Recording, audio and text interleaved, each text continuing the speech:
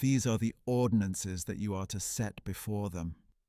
If you buy a Hebrew servant, he is to serve you for 6 years, but in the 7th year he shall go free without paying anything. If he arrived alone, he is to leave alone. If he arrived with a wife, she is to leave with him. If his master gives him a wife and she bears him sons or daughters, the woman and her children shall belong to her master, and only the man shall go free.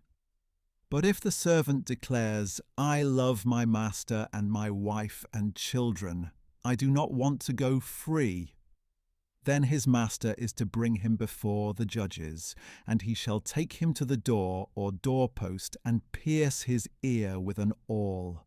Then he shall serve his master for life. And if a man sells his daughter as a servant, she is not to go free as the men servants do.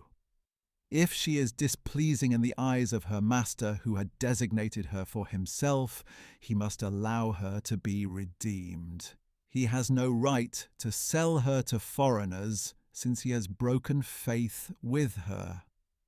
And if he chooses her for his son, he must deal with her as with a daughter. If he takes another wife, he must not reduce the food, clothing, or marital rights of his first wife. If, however, he does not provide her with these 3 things, she is free to go without monetary payment. Whoever strikes and kills a man must surely be put to death. If, however, he did not lie in wait, but God allowed it to happen, then I will appoint for you a place where he may flee. But if a man schemes and acts willfully against his neighbor to kill him, you must take him away from my altar to be put to death. Whoever strikes his father or mother must surely be put to death. Whoever kidnaps another man must be put to death, whether he sells him or the man is found in his possession. Anyone who curses his father or mother must surely be put to death. If men are quarrelling, and one strikes the other with a stone or a fist, and he does not die but is confined to bed, then the one who struck him shall go unpunished as long as the other can get up and walk around outside with his staff. Nevertheless, he must compensate the man for his lost work and see that he is completely healed. If a man strikes his manservant or maidservant with a rod, and the servant dies by his hand, he shall surely be punished.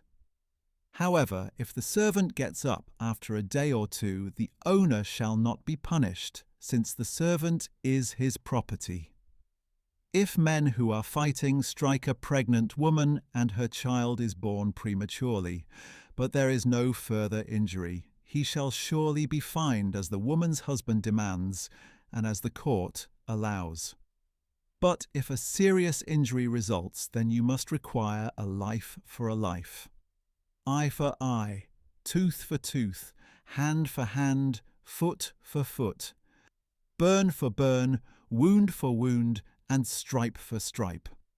If a man strikes and blinds the eye of his manservant or maidservant, he must let the servant go free as compensation for the eye. And if he knocks out the tooth of his manservant or maidservant, he must let the servant go free as compensation for the tooth. If an ox gores a man or woman to death, the ox must surely be stoned, and its meat must not be eaten. But the owner of the ox shall not be held responsible. But if the ox has a habit of goring, and its owner has been warned yet does not restrain it, and it kills a man or woman, then the ox must be stoned, and its owner must also be put to death. If payment is demanded of him instead, he may redeem his life by paying the full amount demanded of him. If the ox gores a son or a daughter, it shall be done to him, according to the same rule. If the ox gores a manservant or maidservant, the owner must pay 30 shekels of silver to the master of that servant, and the ox must be stoned. If a man opens or digs a pit and fails to cover it, and an ox or a donkey falls into it, The owner of the pit shall make restitution. He must pay its owner, and the dead animal will be his. If a man's ox injures his neighbour's ox and it dies, they must sell the live one and divide the proceeds. They also must divide the dead animal. But if it was known that the ox had a habit of goring, yet its owner failed to restrain it, he shall pay full compensation, ox for ox, and the dead animal will be his.